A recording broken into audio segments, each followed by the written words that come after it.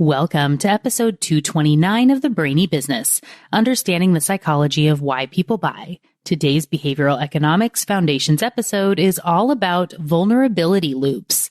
Ready? Let's get started.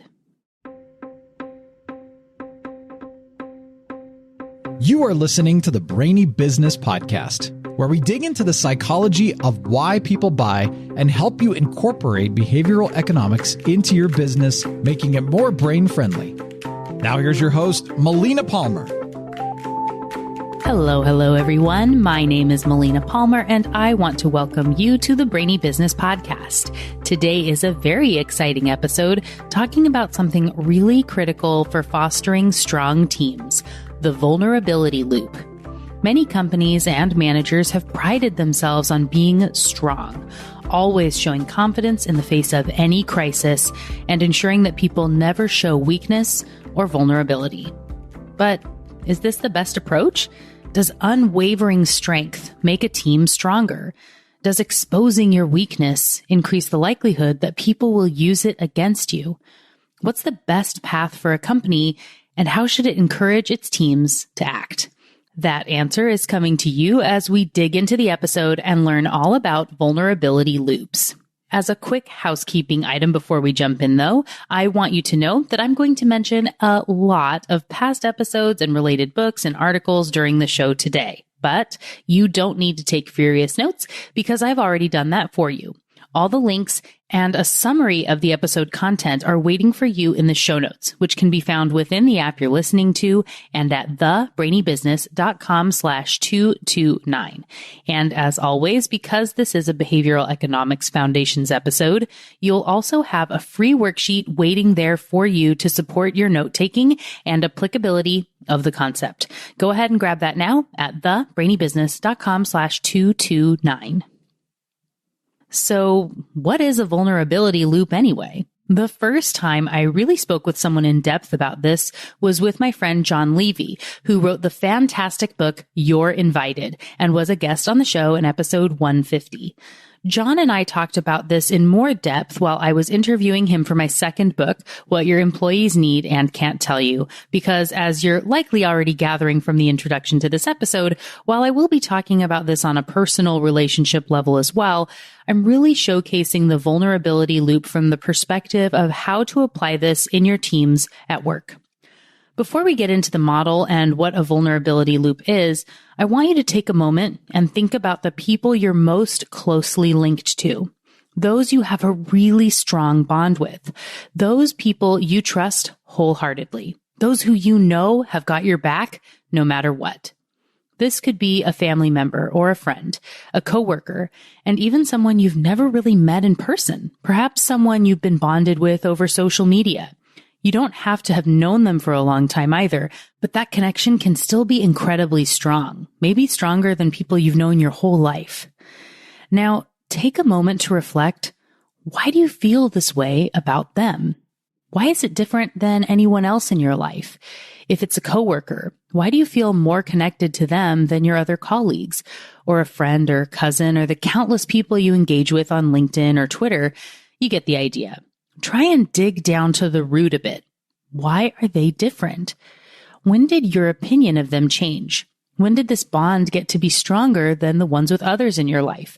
And don't just say that it's always been this way, because I'd be willing to bet you didn't meet this person and instantly trust them more than the countless other people you meet each day. Something was different. Something different has happened.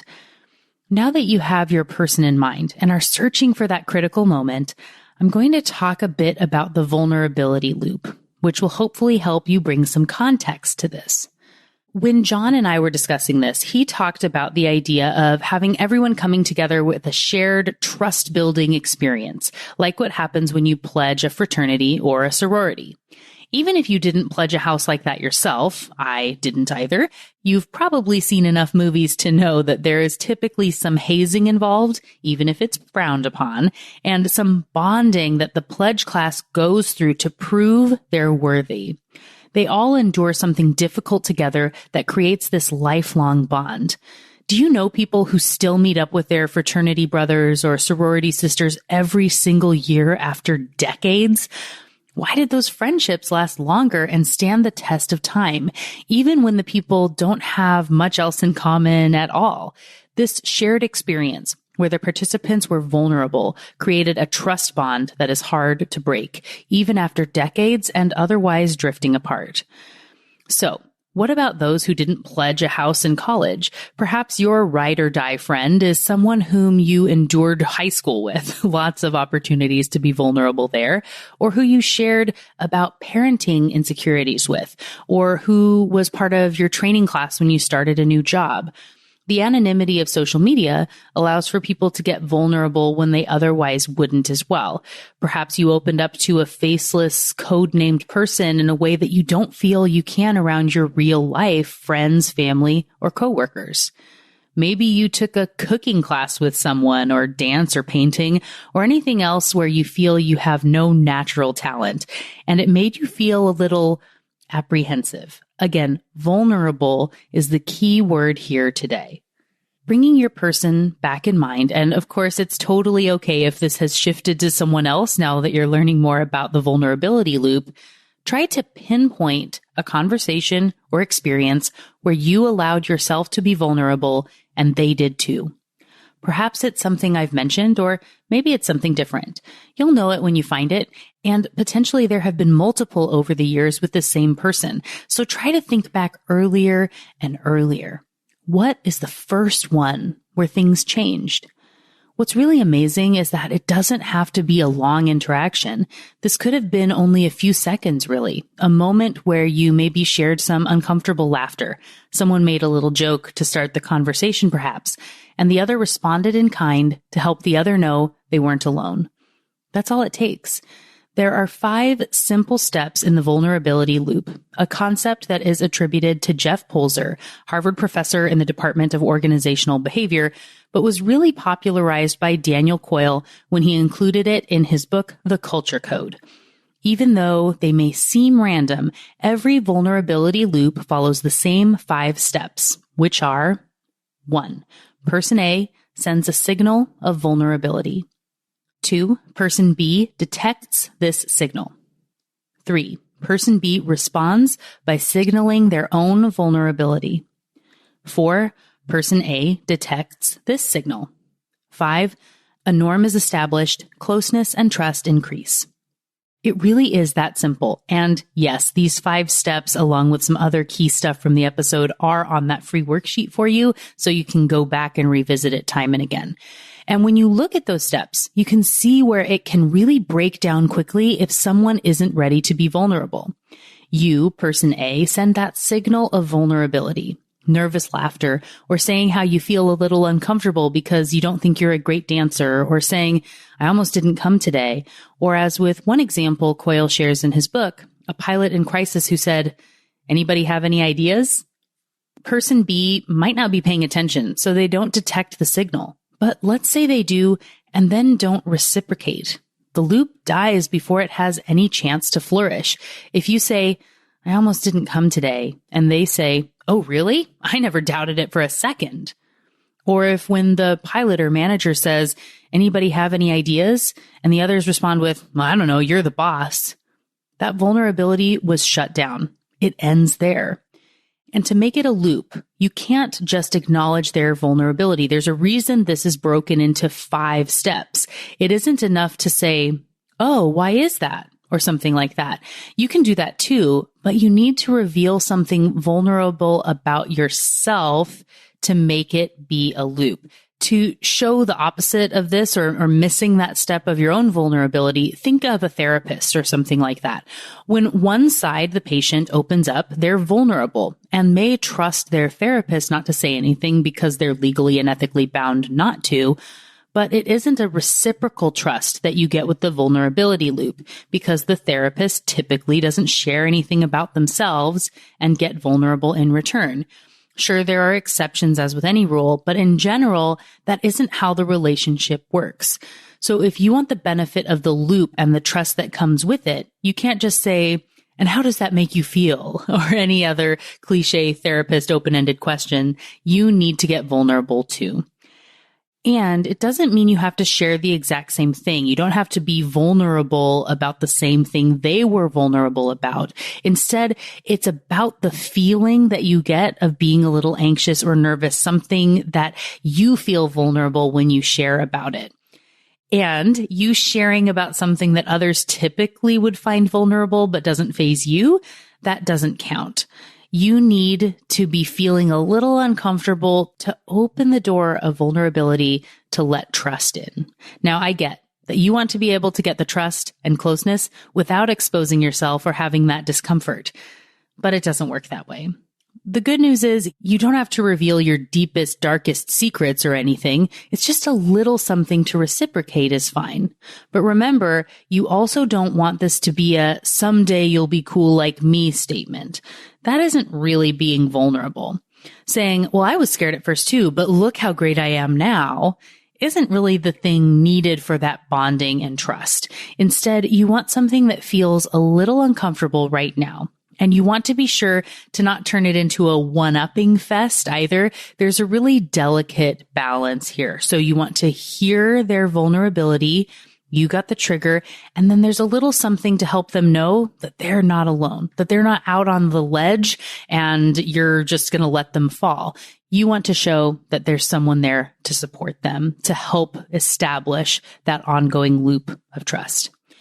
From a personal example, my husband and I were friends for a while before we started dating. When we realized we both liked each other and were trying to determine if this was worth risking the friendship, we were both recently divorced, we randomly found ourselves playing a game that we called The Worst Thing About Me.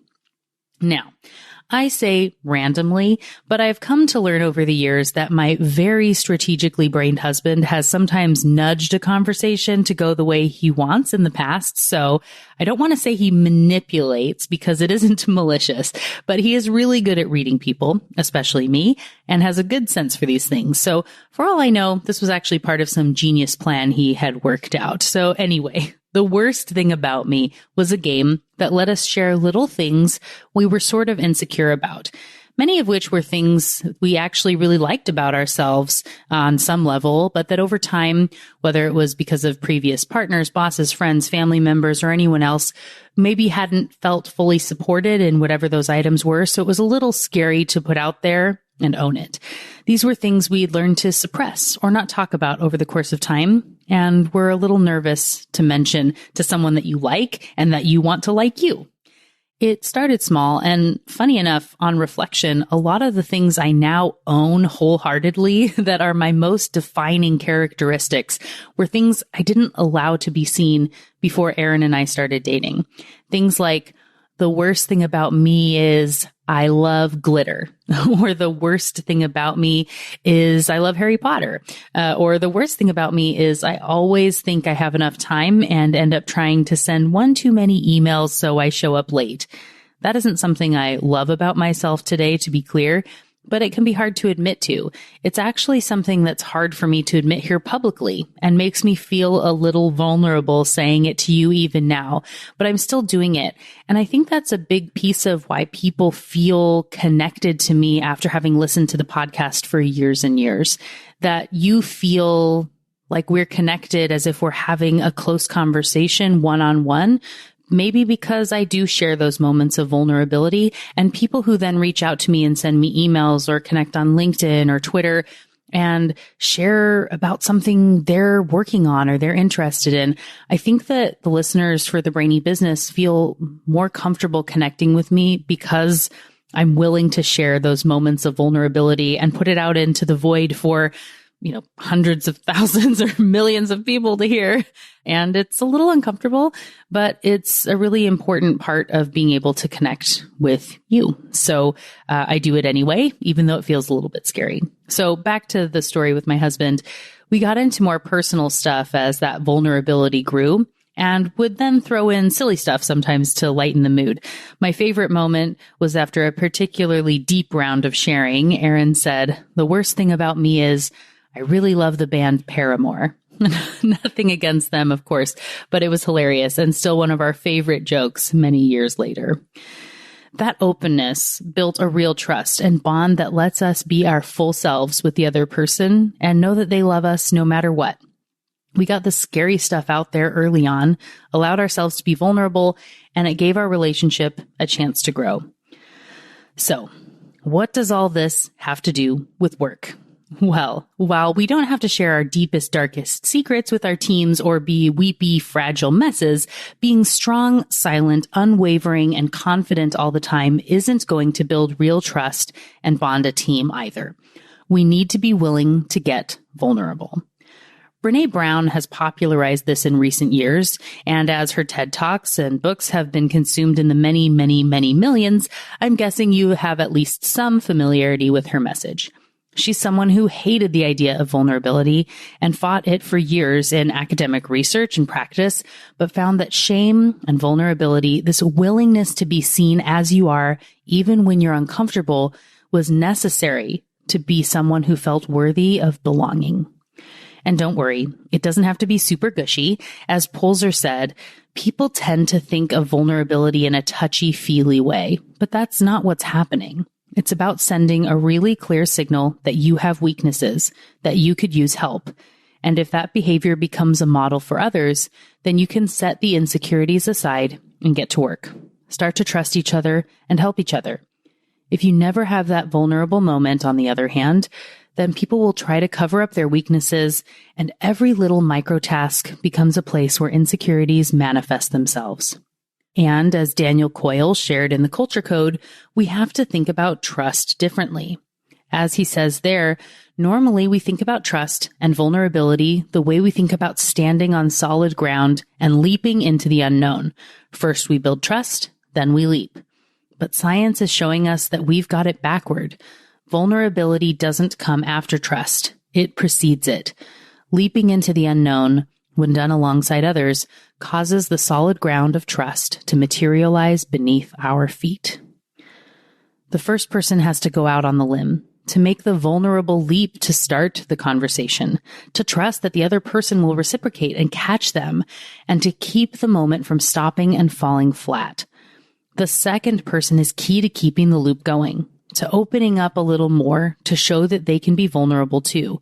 And while it doesn't have to be only vulnerability all the time, this is something that needs a little boost back in, a continual jolt of vulnerability to keep the loop going. So as a manager, I would guess that building trust within your team is somewhere on your goals list. One of the micro shift moments I feature in my book, What Your Employees Need and Can't Tell You, is focused on this. And I advise to not have a blur background on Zoom or use obviously fake backgrounds in any virtual meetings. Now, I hear you. I know this has become somewhat of a norm these days, but let me explain why. Our eyes scan the world around us constantly for potential threats and are perpetually bringing in and processing information 3 times per second on average.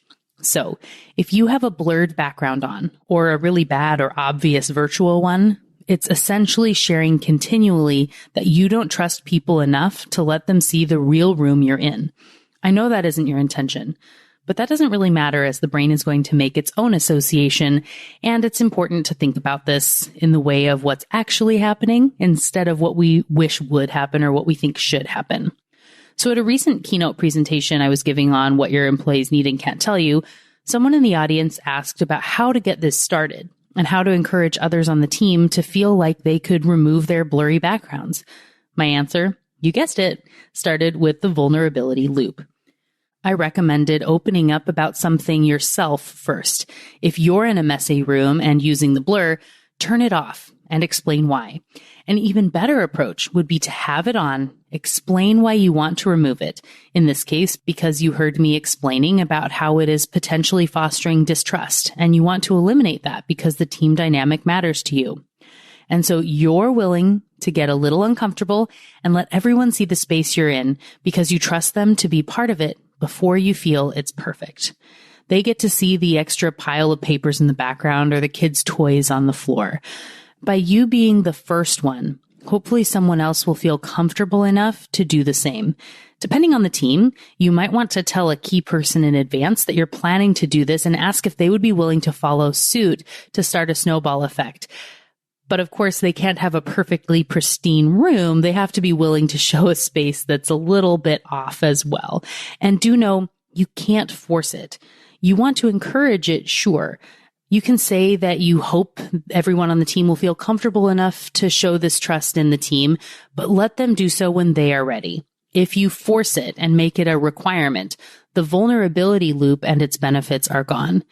As others start to be more open to this, though, and follow suit, the social proof and herding instincts will take over, and people will be even more likely to embrace the idea, and you have the added benefit of them aligning you with trust and positive team dynamics whenever they see anyone else with a blurred background, so that's a win. Now, one more piece of good news is that you don't need to be vulnerable all the time. This isn't a constant state of uncertainty and stress. Confidence still has its place. But a few key moments that can be paying trust dividends over time are really, really important. Remember the example of pledging the frat or sorority. They didn't have to do that day after day or year after year. The right exercises can build the foundation that makes it so people are just more naturally open to not being perfect all the time. And that makes your company stronger. If people are worried about perfection, they aren't going to point out areas of concern, and it can make it so your projects are more likely to fail and take a lot longer to complete because of the lack of trust. When Stephen M. R. Covey was on the show talking about his book, The Speed of Trust, we discussed his equations for the economics of trust, which are incredibly simple. Essentially, when there's increased trust, things take less time and cost less money. When there's decreased trust or lack of trust, they take more time and cost more money. He was also an advocate in trusting more, trusting often, and trusting first. Giving trust freely until someone gives you a reason not to. And building on Tuesday's episode on game theory, this is also why that tit-for-tat strategy proves to be the best one in the long run. Trust until people give you a reason not to and learn from it. Don't be a doormat, but also have a short memory, especially for little stuff. Don't hold long grudges for things that can impact the team. To reiterate what Stephen Covey's equations were saying, when your team has trust, things are done faster and cost a lot less. It's so important in business. Whether it's trust with your colleagues, managers, vendors, potential merger partners, or anything else, trust is key to getting things done in business. And one of the best ways to build trust is with a vulnerability loop. He shared a story about how he built trust after the Franklin Covey merger, which had two teams that were very much at odds. He sat with the full group and said, "I'm here to answer any questions you have," whether they were things that could make people uncomfortable or that were hard to talk about or that they didn't know the answer to yet.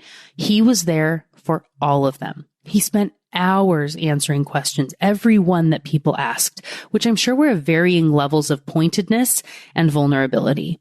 They probably started pretty easy and then got to harder stuff. There was an ebb and flow, but he had to go through the rough stuff to build that trust. And it isn't enough for your management team to say, we're ready to answer all your questions, as long as they aren't about this. Or, we aren't going to answer X, Y, or Z, but anything else, the easy stuff we already have a PR-approved answer for, is totally fair game. That just isn't going to cut it. If you aren't willing to get vulnerable, you aren't going to build trust. Period. In this climate of people feeling undervalued at work, like they aren't appreciated and that they don't matter, this is such an affordable way to help them to know that they do matter. You don't have to invest in expensive programs or wellness packages. I'm not saying those are bad. You can definitely have those too. But if you don't have the budget for them, it doesn't mean you can't do anything. You can encourage a little bonding and vulnerability, and it can go a long way to establishing wellness and trust.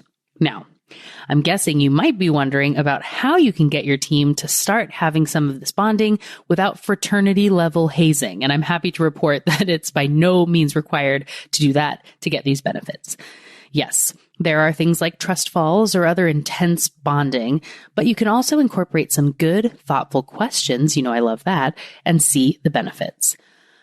I'm going to list 2 sets of questions and statements which are featured in the Culture Code.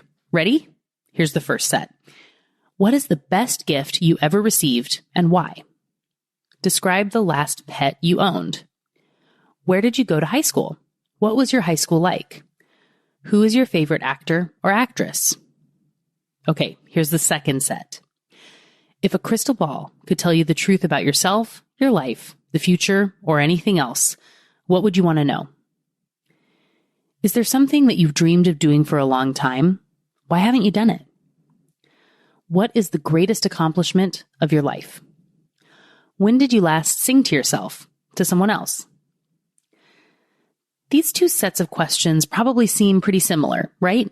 You need to share personal stories and information, but there's a big difference between them, as one is more likely to create that vulnerability loop than the other.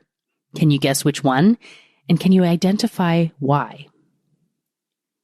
It is the second set of questions, because they make you more likely to be a little more apprehensive and have that moment of hesitation before you answer. It's subtle, but oh so important. That second set of questions are part of a longer list of 36, which you might have heard of after the New York Times published an article that made it somewhat viral around 2015 called The 36 Questions to Fall in Love. It was also featured in an episode of The Big Bang Theory, so you know I love it. And while you could Google 36 questions to fall in love to find them all, I've linked to an article in the show notes that talks about it and shares some insights on the research behind these questions. These are a good place to start as you think about question prompts for your team. And don't worry, it shouldn't lead to everyone falling in love with each other, especially when spread out over time. But asking these types of questions were found to make people feel 24% closer to the strangers they went through the questions with than those who had the easier types of questions like in the first set. A 24% increase in closeness on your team from some thoughtful conversation seems like a great value to me. All the questions are great and have their own reasons for being part of the Fall in Love quiz, but I wanted to list out a few more that I really like for teams from the list of 36, in case some of them resonate with you, as a great place to start on creating some of these vulnerability loop moments on your teams. All right, here we go. Before making a phone call, do you ever rehearse what you're going to say? Why?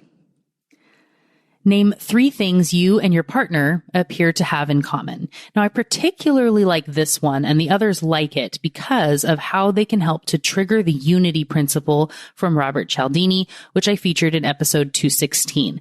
This helps people to be more of an us, where we get to be a we. It expands our circle of empathy. We see people on a different level. Really, really valuable for teams. So any of those where you're finding something that you and your partner have in common is really valuable in that way.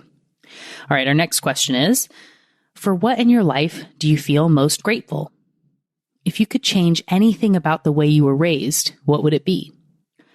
Take 4 minutes and tell your partner your life story in as much detail as possible. What is your most treasured memory?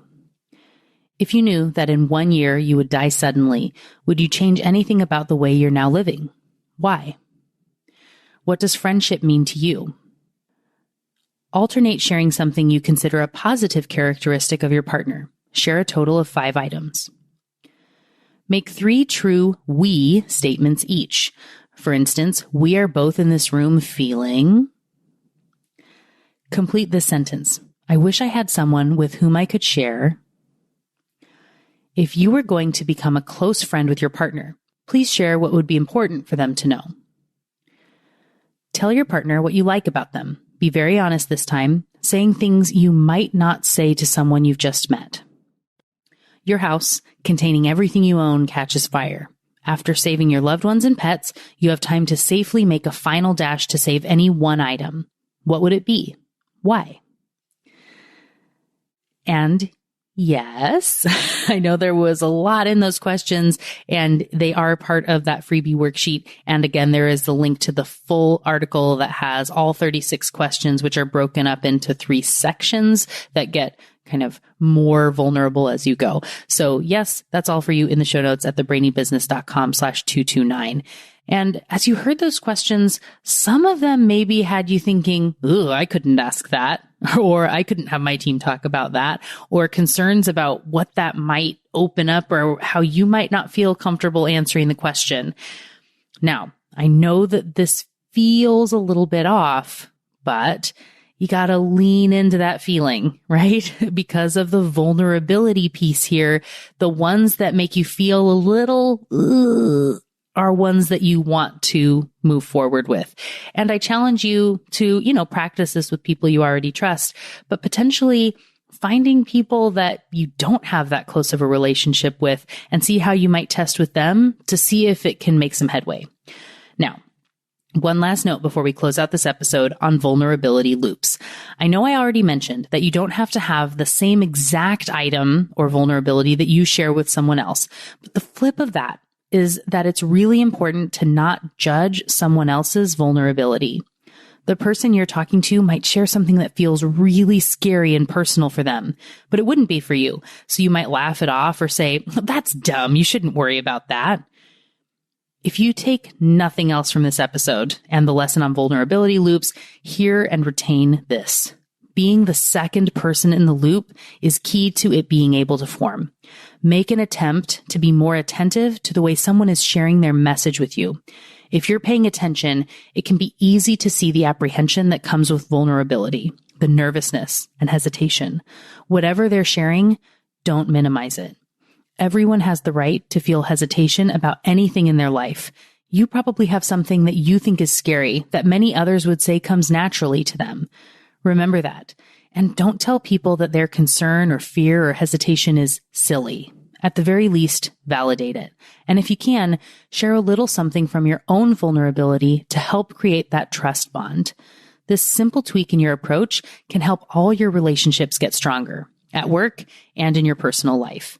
And for one other important thing to remember, it's to trust first. Be ready and leap and know that the right people will catch you. That ground of trust will form under your feet if you're willing to jump. Don't just wait for others to share their vulnerability and be ready to reciprocate, but also be willing to go first. And don't get discouraged if someone shuts you down. Try again.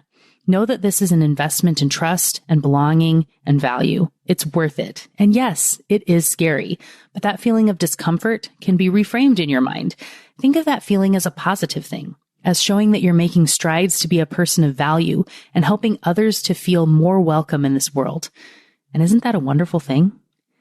As a reminder, while we're closing out the show, I know I mentioned a bunch of past episodes, books, articles, and other things today. They are all linked for you within the show notes at thebrainybusiness.com/229, along with your free vulnerability loop worksheet. You'll also see that when you get that worksheet or any other one from the Brainy Business, you're going to be joining the Be Thoughtful Revolution community. And when you're there with other people from around the world who are interested in behavioral economics, come join the discussion and you might see some of these vulnerability loop questions sneaking their way in from time to time. I would love to connect with and get vulnerable with you and share. So come on over. Share with me, get to know some other people that we can build this area of trust. It's going to be a lot of fun. And again, it's all waiting for you at thebrainybusiness.com/229. And just like that, episode 229 on vulnerability loops is done. Join me next week for another brainy episode of the Brainy Business Podcast. It's going to be a lot of fun. You don't want to miss it. Until then, thanks again for listening and learning with me. And remember to be thoughtful. Thank you for listening to the Brainy Business Podcast. Melina offers virtual strategy sessions, workshops, and other services to help businesses be more brain-friendly. For more free resources, visit thebrainybusiness.com.